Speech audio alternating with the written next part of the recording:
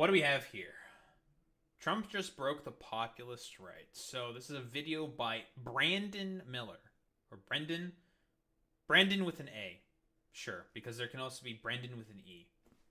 Tomato, tomato, potato, potato. Anywho. A preamble, as always. Never really engaged with Brandon's sort of content here before, but I found that this video was quite interesting. The sort of argument that it lays out about how, like, due to the fact that, I guess like a basic summary go here, for lack of a better term, like Trump is such a caustic influence because of like broader general sort of American cultural osmosis that like the populist right, because I don't think that there is such thing as a populist right, but that's a whole different topic. Because like Trump is such an unhinged mad king that it's causing problems for more like sort of like the global sort of right-wing movement. Like, I mean, I've talked about this before, but like, you can't have like a global movement that's like hinged upon the basis of like isolationist nationalism, which was what the right wing sort of is, broadly hinged upon. I disagree, Boy Meets Mini. I do think that he is quite like, I mean, perfect example that also Brendan will go into is us. The liberals were slated to get completely wiped out in the coming election, and now they're probably going to win. Just that alone. I don't think they're getting weaker because, again, Trump is such an idiot and is incredibly incompetent that he's dragging down a bunch of other like conservative right-wingers. But anyway, what do you have here? Donald Trump will become the 47th president of the United States. When Donald Trump won the US election in 2024, it was something of a shock to the system. As I've explored on this channel before, commentators described it as the great vibe shift, a sense that Trump's populist vision was now victorious in America. But his victory also had an effect in other countries. In the UK, I do broadly sort of agree with the argument that like the vibes that Trump brought were like seemingly better than that of the Democrats, because what were the Democrats offering? Like nothing. It was like not popular to be a Democrat within like 2023, 2024, because like they haven't really seemed to have done much of anything. It was like uninteresting to be one. The vibes were just off. It was just bad. And I hate the fact that this is essentially what politics has basically become. What like feels the sort of best here when it should be like what you believe in instead. I mean, there's complicated reasonings for as to why this is no longer the case, but broadly speaking, like the general problems is like, death of education, like civil education is like non-existent anymore, seemingly. No one is, broadly speaking, like properly educated in the systems that they are governed by.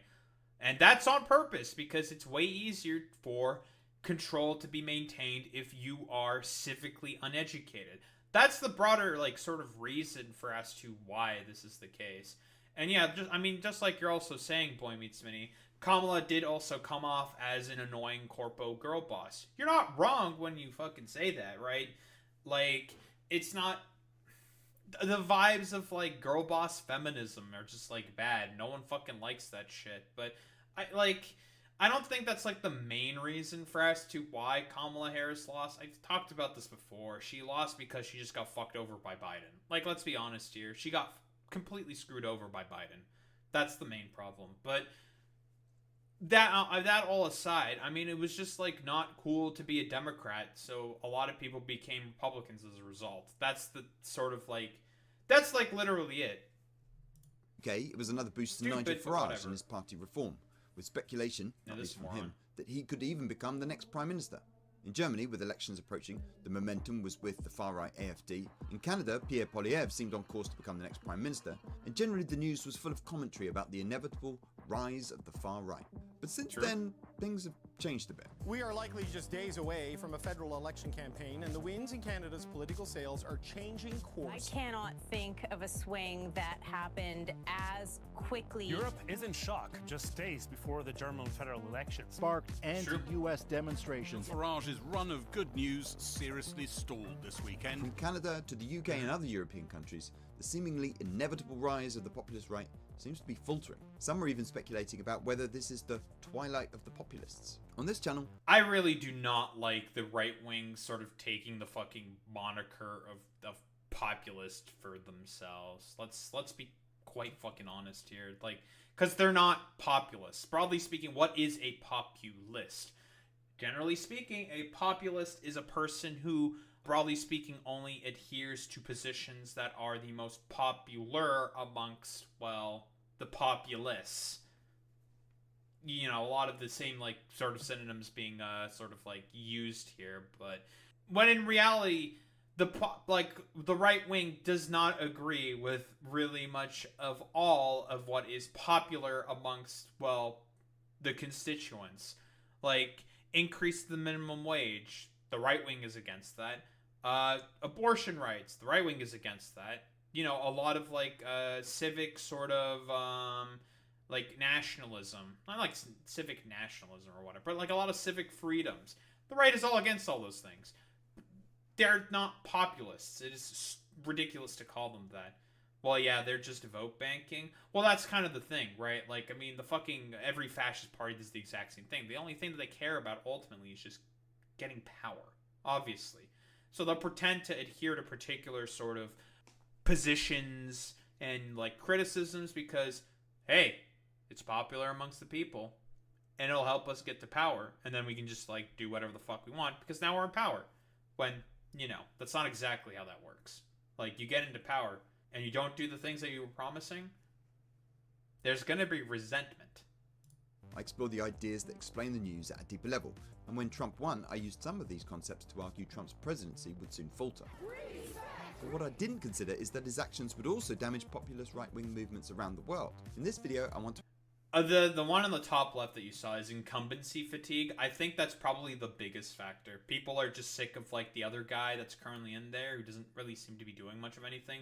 So they want a new guy to try to shake up the system. And no one has really any idea of like what shake up the system really means. It generally means like it could be good, which is what it's supposed to be viewed as. Or it can just be typically, as it has been with all these like right-wingers that have been getting into power, it's been a fucking disaster. To explain what's going on, and share 3 ideas that will explain not only why this is happening, but that will be useful to you in understanding the news long after today's headlines have been forgotten. Okay, let's do this. Ideas. We should start by recognizing that for a movement that was against globalism, the populist right has been a very global movement. I don't know how CPAC became a global brand fighting the globalists with people here from like every... Yeah, you know, it's sort of the incongruency and contradictions of the populist right always withstanding, you know, I've talked about this before, but old dumb fuck fascists will always speak out of both sides of their mouth. They hate the globalists, but they're a huge popular, like, global movement. Popular is like... They're a minority position, but, you know, you sort of get what I mean by, like, popular. It's, like, supported, broadly speaking, by, like, a bunch of people. Or it's like, they at least try to make themselves look like, yeah, we have, like, mandates of the people, when generally speaking they really don't. But that's a whole other, like, can of worms. It's very interesting how, like, global they're pushing. Because, I've sort of said this before. These people are, like, liberal illiberals. Now, that sounds extremely contradictory, but, like, let's just go into it for a second. Broadly speaking, a lot of the positions that the right wing actually has are not very popular, right? Like, you know, the revocation of a lot of civic liberties and, broadly speaking, like, a lot of rights that people have gained throughout the decades. Those are not popular positions. Like, even, like, Lee Atwater fucking outlined this before. With, like, the infamous quote where he was, like, talking to Nixon, where it's just like, well, you can't say N-word, N-word, N-word. You have to actually say forced busing instead, right? Like, you can't fucking do that anymore because, like, broadly speaking, like, if you just say the N-word over and over and over again, that's not a very popular position. People are going to look at you and be like, oh, that's really crass and rude, because people have, like, sort of, I guess for lack of a better term, progressed, sort of. So you have to, like, kowtow it in, like, a lot of, like, manipulative language, which is the sort of, like, the liberal part, like, using the, like, language there of, like, sort of social progressivism that have been, like, developed from, like, 20 years ago or whatever the fuck to sort of, like, push more illiberal sort of policies. It's a whole pile of contradictions, because fundamentally what conservatives believe are just piles of contradictions. So it's kind of, like, stupid and annoying to fucking have to explain stuff like this. It sounds like complete opposite day fucking bullshit, but hey, we're talking about conservatives here. These people, generally speaking, they don't really fundamentally believe in really much of anything. So it's always just a complete pile of fucking bullshit with these people. So, you know. Every country all over the world, but let's go with it. In the US, the annual CPAC conference is often addressed by populists from other countries. Quick meme. Fucking Jair Bolsonaro, I think, has gone to the hospital for, like, the 80th time or some shit. It was funny. Bannon has toured Europe in efforts to spread MAGA ideas.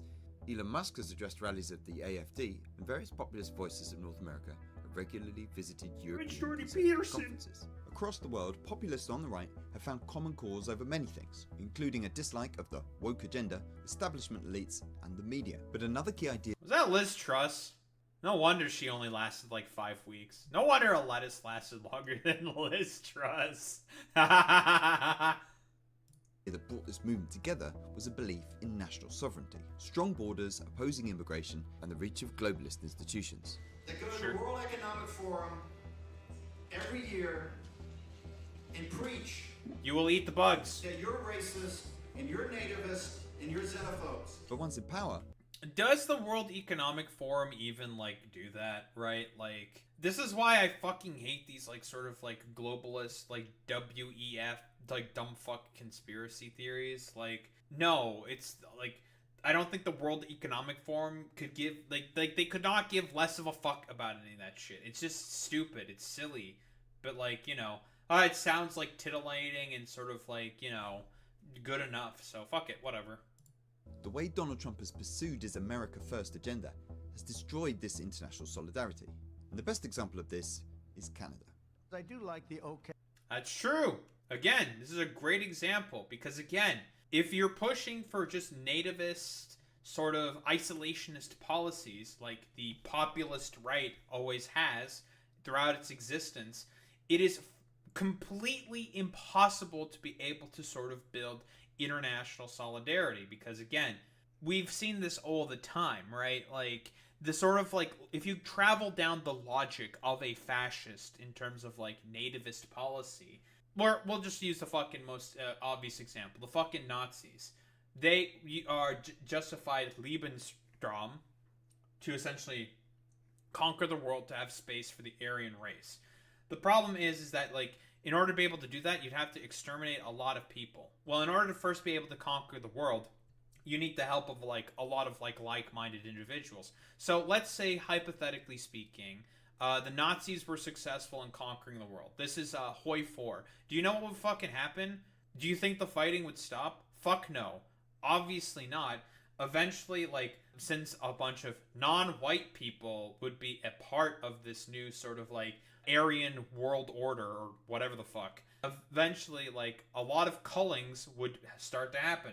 First, it would start with, like, I don't know, like, people in the steppe, or, like, people in India, or, like, Asian people, Japanese people. A lot of people would just get outright fucking exterminated. And then, like, we can go on from there. You know, you get rid of a lot of black people as well. Get rid of all the, like, you know, people with different skin colors. Alright, so there's only white people left now. Alright, so we got a bunch of white people. But white people come in a lot of different flavors and colors, right? You know, you have your Slavic people, you have your Anglo-Saxons, you have your fucking Nordic peoples. You have people from, you know, North America. Lots and lots of different types of people, okay? With hair colors, eye colors, and all this fucking bullshit. It's like, well, I mean, we're gonna have to get rid of those guys because those guys aren't pure-blooded Aryans. They don't have the fucking look. They don't have the genetics. We can't have them, you know, dirtying and the blood of the pure Aryans. So I gotta kill them. Fuck it. So there you go. We just called a bunch of other people. Fuck it. YOLO swag. And then it kind of gets to the point. It's like, okay, well, we have all, like, perfect Aryans, but are they actually really perfect? I don't know. That's a little weird. And then eventually, like, it's an Ouroboros. It's a snake that's just going to keep eating itself until there is, like, nothing left. Which is why it's, inherently speaking, populist right-wing movements will never have solidarity amongst themselves. Because eventually, they're just going to keep eating their own because of, like, whatever perceived, like, ethnic tensions exist. I'd like to let the Hintufa people know Europeans and Israelis don't like them. That's a perfect fucking example there, Boy Meets Mini. All these fucking dumbfuck Hintufa nationalists who all think that they're white for some fucking reason. It's like, nah, bro. Those fucking motherfuckers will see the brown skin and they'll throw a fucking complete conniption over it. You've even seen it in, like, comment sections when these people are, like, saying, like, bro, we love Israel. Whoa, we love Israel. Israelis will go in there and start being racist to them. It's fucking crazy. All of them think Israelis will just let them fight alongside. Then Israelis will be straight up racist in the QRTs. Exactly. Like, they don't like you. They hate you. Because of your skin color. Like, quite literally. Canada, right? It's a beautiful thing. I think we're going to have to keep it for the 51st state. I call him Governor Trudeau. After Trump's victory, the Liberals, Canada's main left-of-centre party led by Justin Trudeau, were unpopular, with only 20% support in the polls. And it looked like the Conservative leader, Pierre Poilievre, was certain to become Canada's next Prime Minister. But since then, Trump's aggressive tariffs and insults towards Canada have led to a patriotic backlash. Yeah, that is true, Zane. Like, quite literally. We love Israel, you guys are animals. You aren't the chosen people. Yeah, they say that shit all the fucking time, all the stupid Zionists. It's becoming hard to miss on social media a surge of videos. I didn't see any of this. I've never seen this elbows up shit. I'll be quite honest. But, you know, meh. Yeah, IDK how you all up north made this shift. I really hope it happens in the US. I mean, quite literally, like, okay, you want to know what fucking happened? I have talked about this before, alright? A bunch of fucking dumb it's the stupidest fucking shit on the planet, but it's fucking incumbency bias. That's all that it is. A bunch of fucking liberal voters were tired of Justin Trudeau being in power, and as a result, they were just like, why don't we just put the conservatives in? That's literally what happened.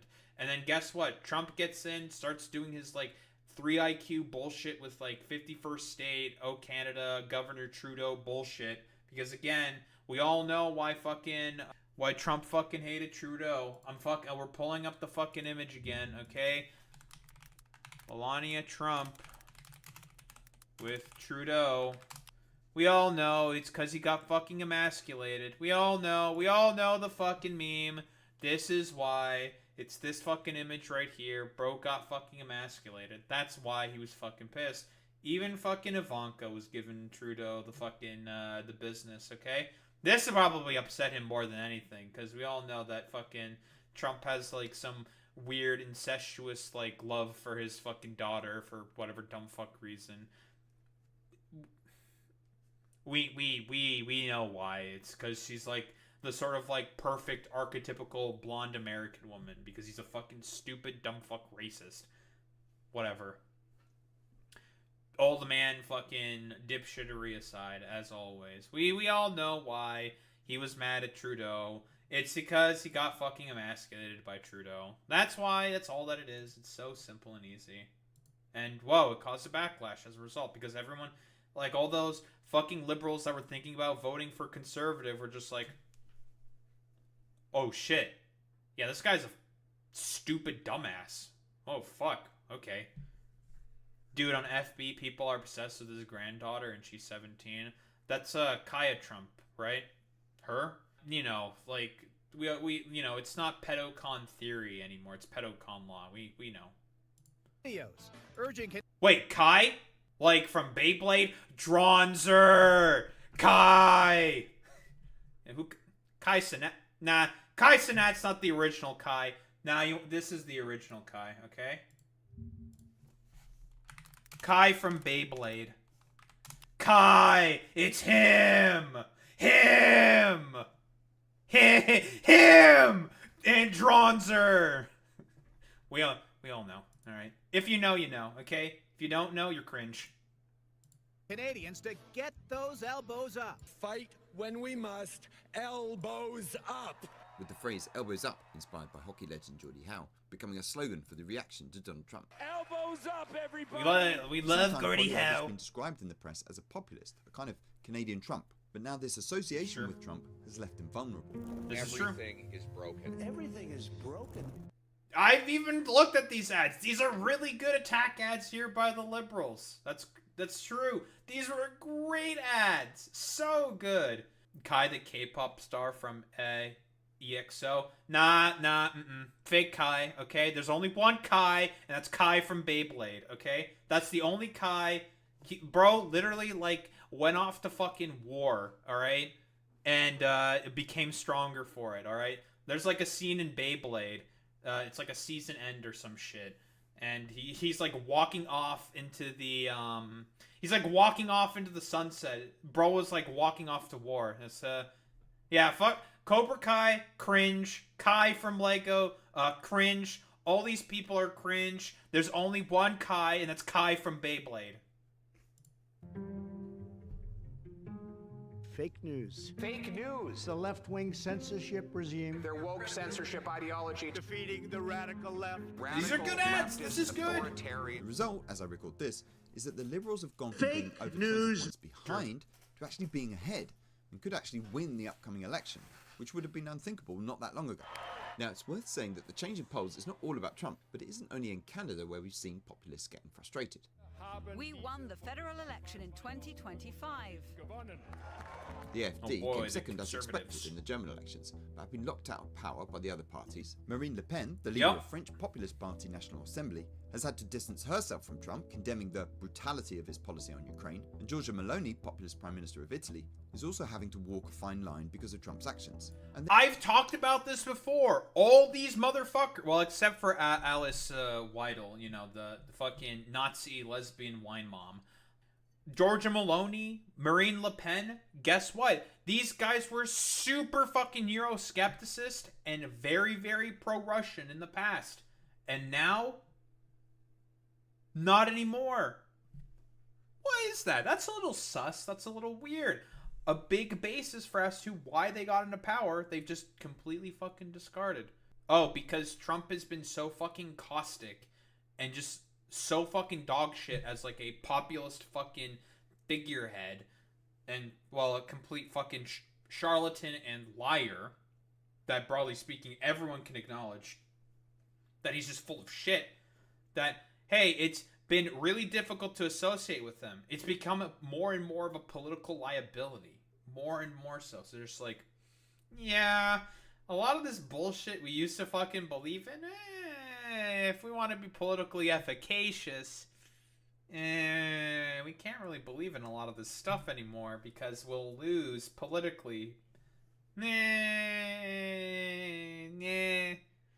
seen like the fucking group chat leaks on Signal, right? We know, like, the American right just fucking hate Europe. They hate the fact that, well, broadly speaking, there's like, you know, actual like participatory sort of like a civic process that occurs and exists within Europe as, you know, a byproduct of fucking World War II and the Marshall Plan.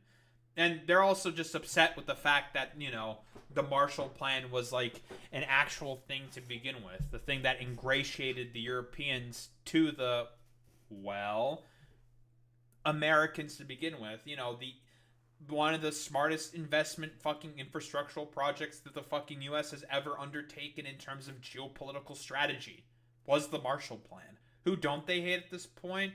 This is what I meant, Zane, by like, there can never be like a sort of like international solidarity between populist right-wingers. It's an Ouroboros that's always going to eat itself. Always. There are similar pressures everywhere from the Netherlands to Denmark, who Trump is threatening. Even that to take dumbass Greenland. Wilders. It is not for sale. Let me put it in words you might understand. Mr. Trump, f*** off. Now the news and He's polls based will for that change, one. but I think what we're seeing right now is deeper than this particular moment. It's a problem at the level of ideas. You see, however warm this international populist movement, there was, hidden under the surface, a contradiction. I've talked on this channel before about how there are different types of nationalism. For along with ethno-cultural nationalism, often associated with persecuting minorities and war, this isn't the only option. I, for example, feel something closer to a civic kind of nationalism. A love and attachment of the country I live in, without that meaning I want to attack or insult other countries. A reason why I'm drawn to this kind of cringe. So fucking cringe ass fucking civic nationalism. All forms of nationalism are fucking cringe. Because like very often with like what liberals mean by like fucking civic nationalism is like deference to the fucking state and shit like that. When, you know, state cringe, okay? But it's difficult to be like, oh man, I fucking hate the country that I'm in or whatever, when they like offer particular things. And like, you know, are there aspects that I like of Canada? I mean, sure, I mean, free healthcare is cool and all, but that's like really about it. Everything else about this country is complete dog shit. I don't know. I've never been like, you know, a big heckin' like, you know, love for fucking country sort of thing.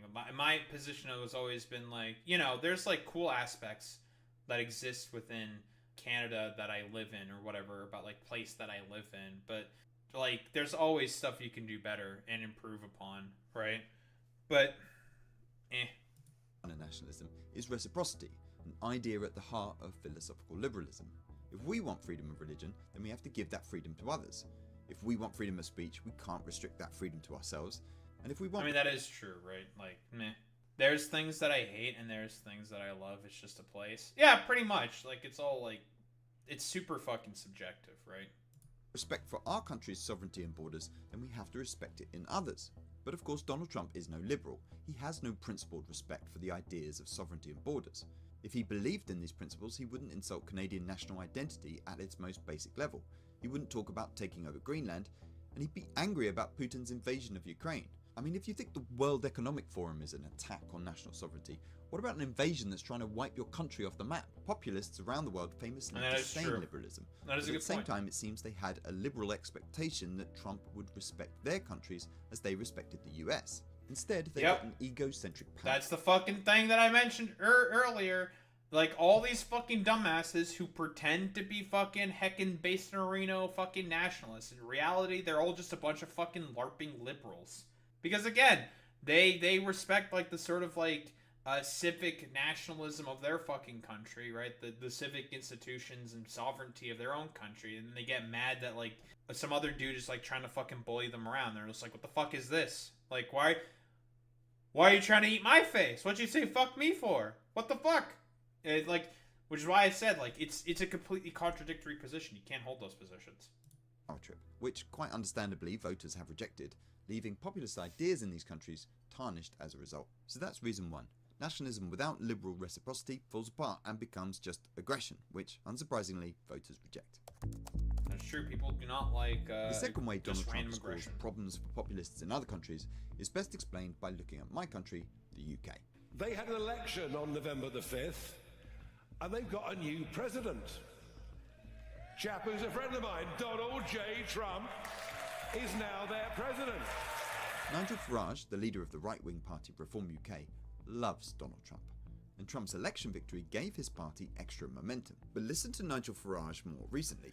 Dude, I find it so fucking funny, because it's like all the fucking stupid, like, all these populists every fucking time, these fucking right-wingers always base their fucking shit off of Donald Trump. Every fucking time.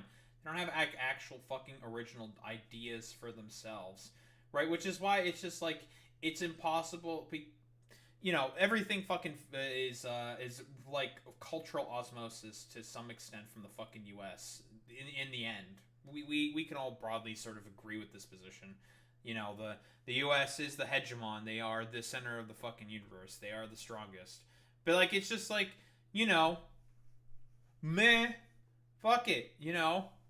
Do we actually care about our own, like, sort of, like, a civic identity or, like, our own sort of, like, national roots or anything? These people never care about their own fucking national roots. It's always, like, some derivation of, like, of of fucking Trumpism, of like MAGA or whatever. Like, these people aren't like, this is why I just say they're like fucking dumb fuck like LARPing liberals. They don't actually believe in fucking nationalism.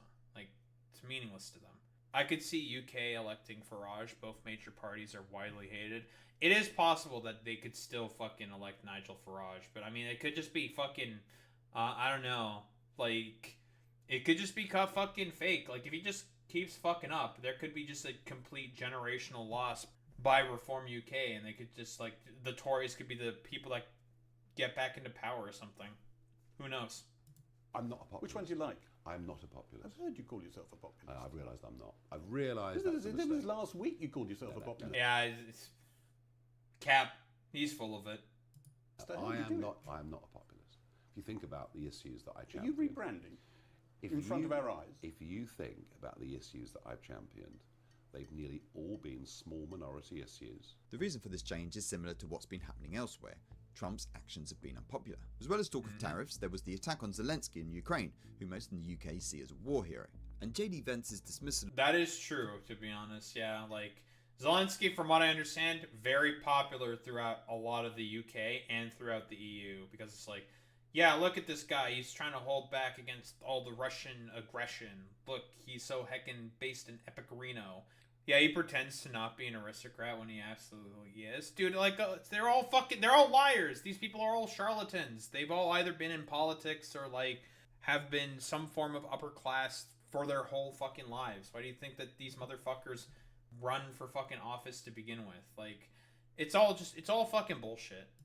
Of the UK as a random country that hasn't fought a war in 30 or 40 years also went down badly, with many pointing out that UK soldiers fought in Iraq and Afghanistan. All this would be bad news. So let's be honest here, JD Vance is correct in saying that the UK is a random fucking country, but not because they didn't fight in a major war. Yeah, that's stupid. They're a random country because, like, it's literally just austerity. That's why they become a fucking random country. Let's be real here. Very, very funny. For Nigel Farage at any time, but it's worse because Farage is currently trying to move his party away from the extremes in order to increase its support. I mean, I know it might be hard to believe that Farage is worried about seeming too extreme. After all, he has a long history of controversy and has often been accused of dog-whistle racist politics. But I mean, literally, Farage is like the main reason why fucking Brexit happened. Like, he's the guy. We all know about, like, the dumbass bus he had, right? Oh no, that was it Boris Johnson? No, that was Nigel Farage with the stupid bus. With like the 300 billion pound number, or 350 billion pounds of money being sent to the EU fucking number, which was like, I don't even remember if that was like just bullshit or whatever. It was just like stupid and dumb.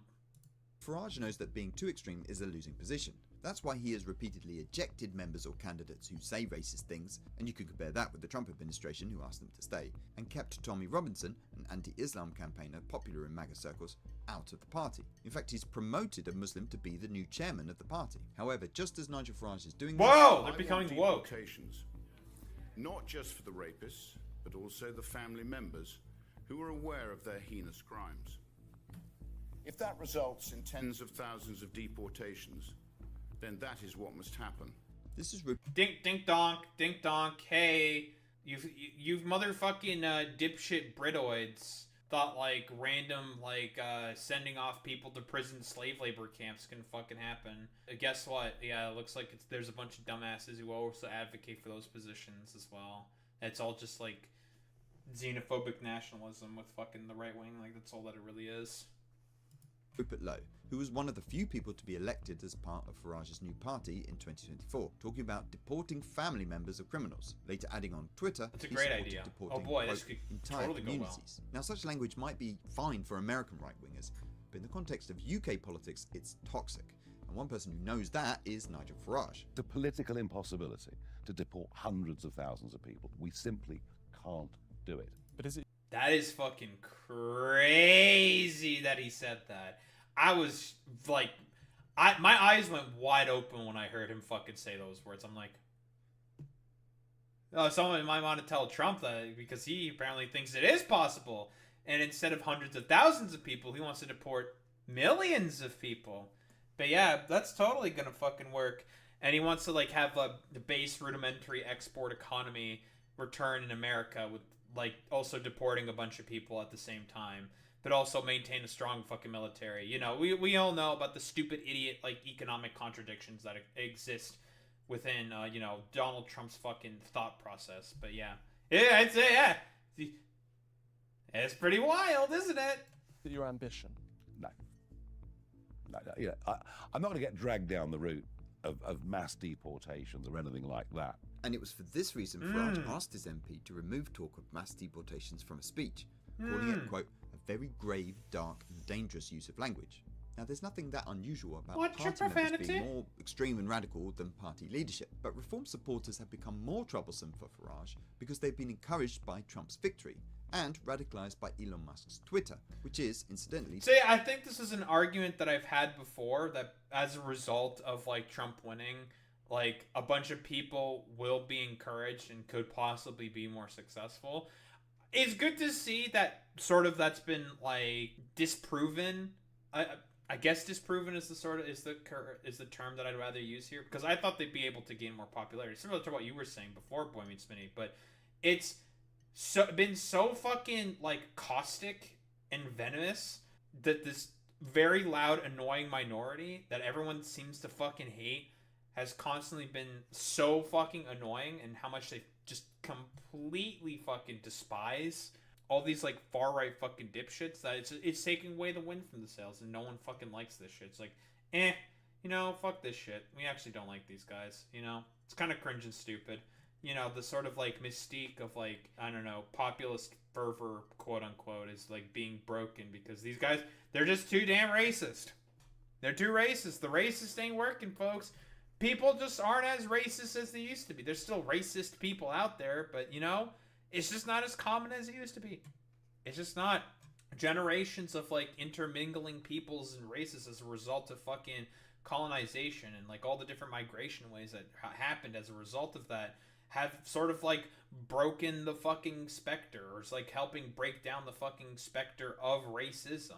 So if you're just like as blatant as and overt as you are, as like, you know, a lot of like very far right online fucking dipshits are, like, it's just not going to be popular. It's not going to be politically tenable because, you know, everyone like now has like a neighbor or someone in their community that they like that, you know, is a part of a different ethnicity. Like, you know, like, oh, I know my neighbor Jorge. I like Jorge. Jorge is cool. I don't want Jorge to be deported. He's a good, hard-working man or some shit. You know, you know the meme. Paying over £3,000 a month to Rupert Lowe as revenue share for his punchy tweets. In fact, Elon Musk kind of started this whole thing when, upset by Farage's rejection of Tommy Robinson, he called for Farage to be ousted as leader and suggested as his replacement Rupert Lowe. Now, it's true that's actually crazy, right? Like, that was a thing that happened a while ago. I kind of remember, like, Elon Musk talking shit on Farage. It's hilarious. I mean, it sort of shows, like, the sort of, like, degradation that's been, like, happening with, like, that fucking dumb fuck Elon Musk, you know? Listen, he's just mad that he's got a trans daughter, okay? That's all that it is. Just mad. He's just mad. Yeah, these people aren't as unified as they project. Like I said, Boy Meets Smitty, like I said, they're illiberal liberals, right? You know, they have the liberal idea of, like, you know, we want to be like our own country, our own thing. We want to stand on our own 2 feet. You know, civic fucking nationalism, which is it's a liberal idea, but they're willing to, like, destroy, like, institutions and, like, civic liberties of people in order to sort of, like, try to maintain this, like, idea of, like, sovereignty and, like, heckin' based arena, like, civic nationalism, the strength and the of the, you know, the sort of project of the state or something.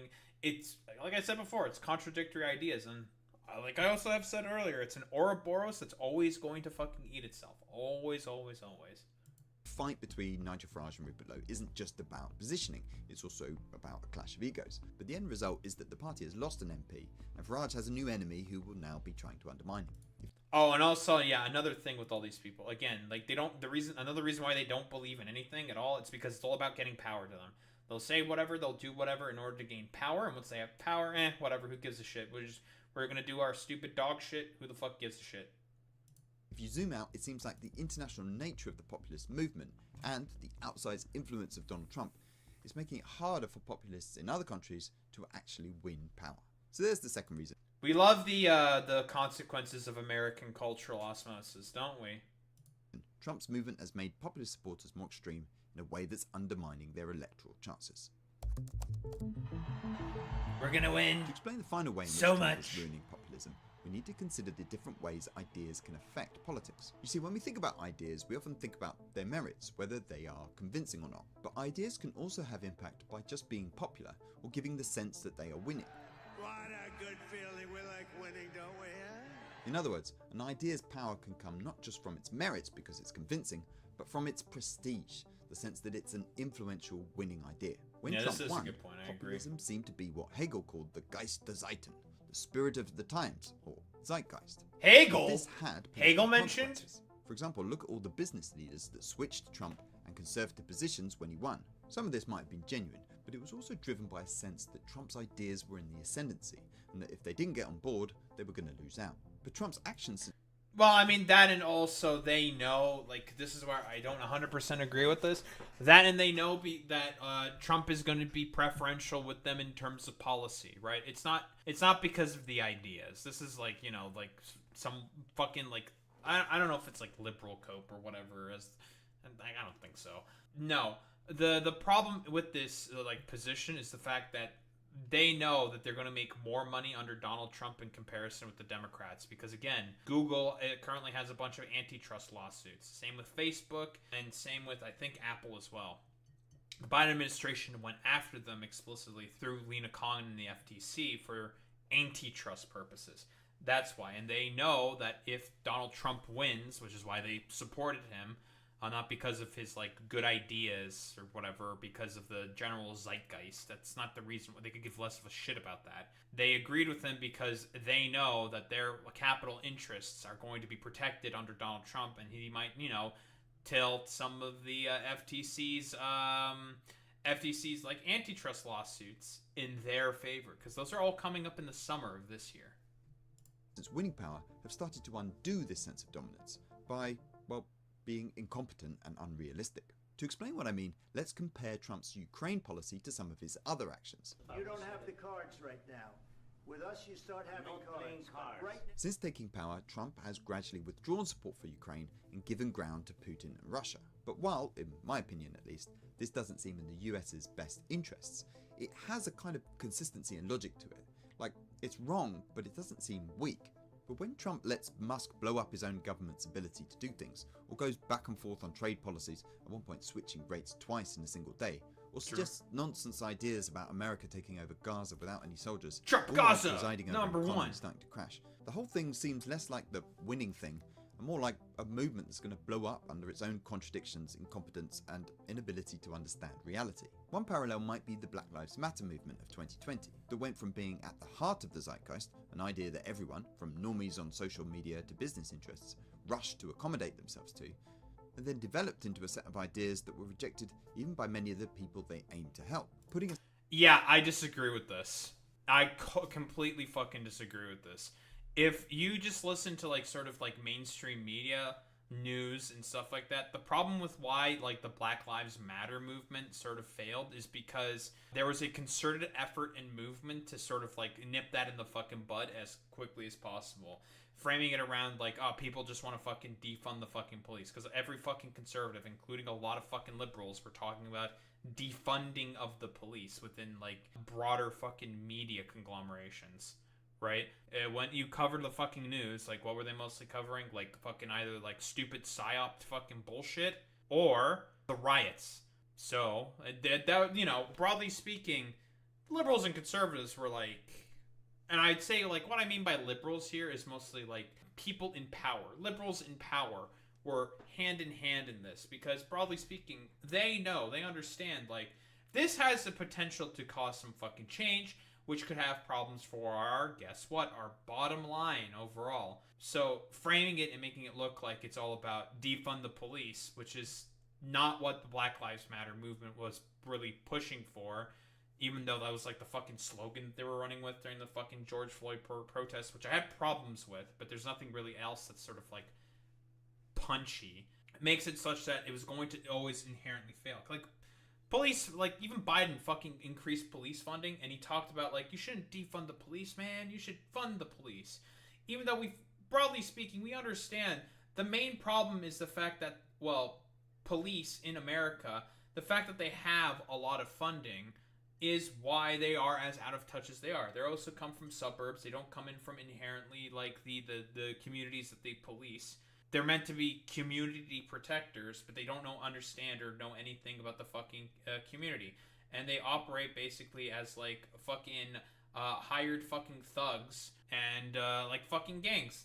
You know, the things that they're supposed to fucking protect against. But, like, that's the main problem with it. The police is incredibly fucking out of touch, and that's a problem inherently with the institution of the police. But making a slogan out of that is, like, very difficult to explain. Like, such a concept to, like, anyone.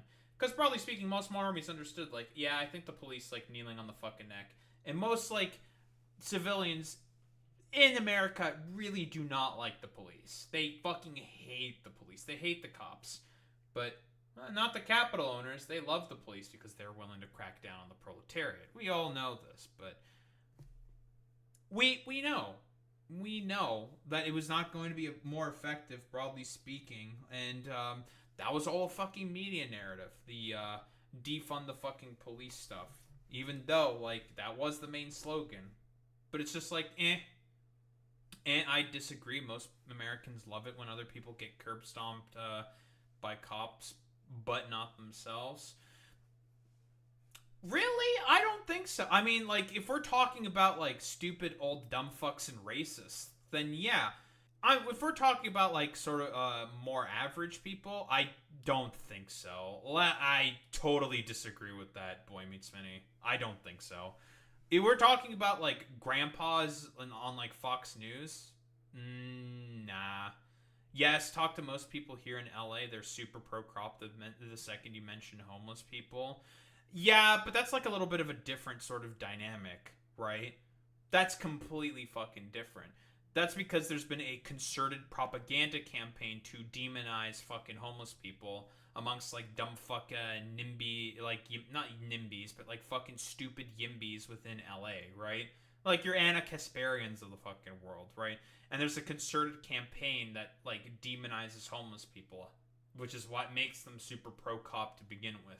More or less, like, like, if you were to talk with, like, I don't know, like, a university student or some shit, or, like your fucking Starbucks barista, right?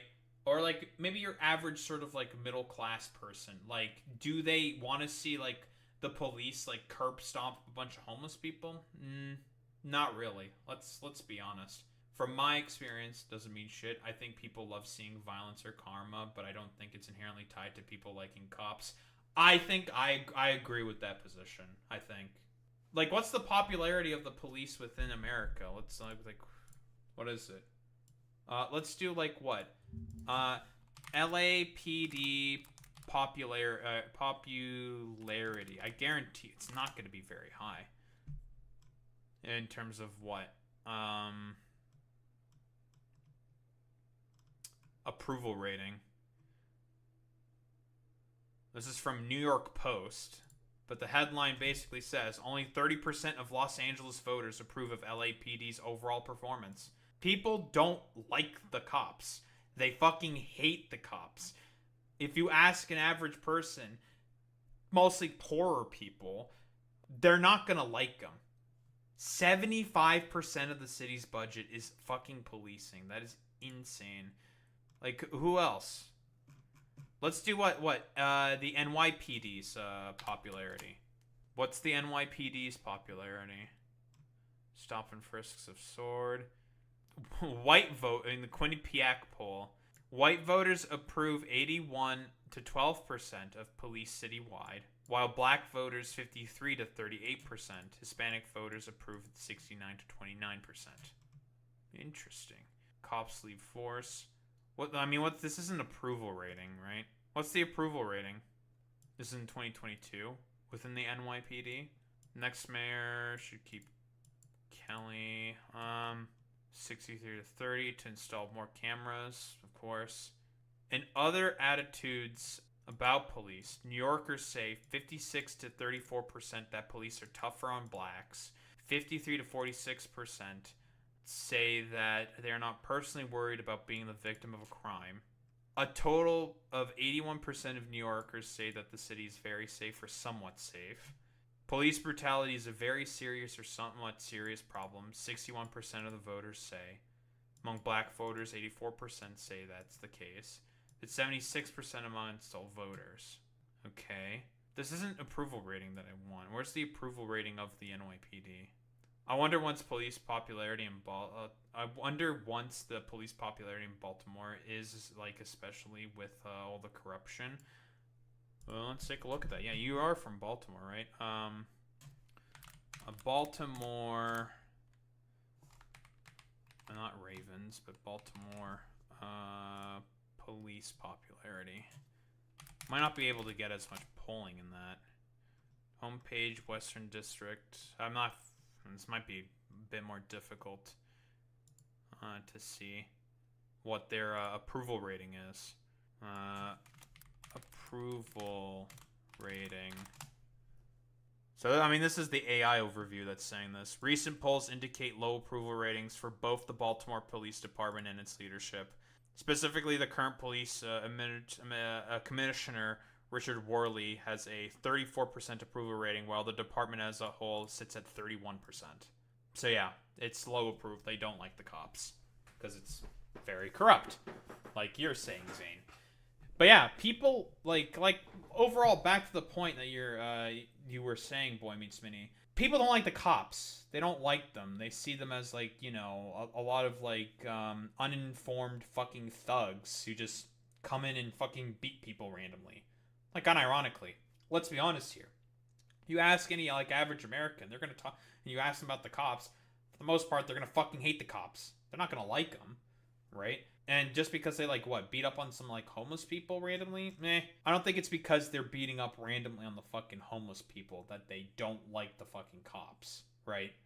Or they like the cops because they're beating up on random homeless people. I think they just, broadly speaking, see the police as, like, well, for lack of a better term, like, a failing institution. They just don't like them, and I think it's understandable why they don't like them. Inside the merits of these ideas, you can see how ideas can have a kind of prestige that rises or falls, and this has consequences for their impact. And that's what I think we will see increasingly with Trump. Chaos and incompetence that will damage the prestige and impact of populism around the world. Now, of course, there's about a million things we could say at this point. Trump is still in power. I myself have been a victim of police harassment / bullying. Unlucky. 07. 07 in the chat for Zane. Damn. Feels bad, man. The Canadian Conservatives might still win, and UK voters largely didn't notice the infighting within Reform.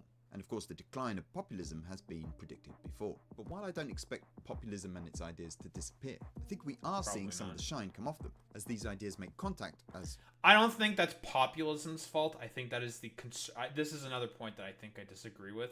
I don't think that's populism's fault. I don't think so. I disagree with that.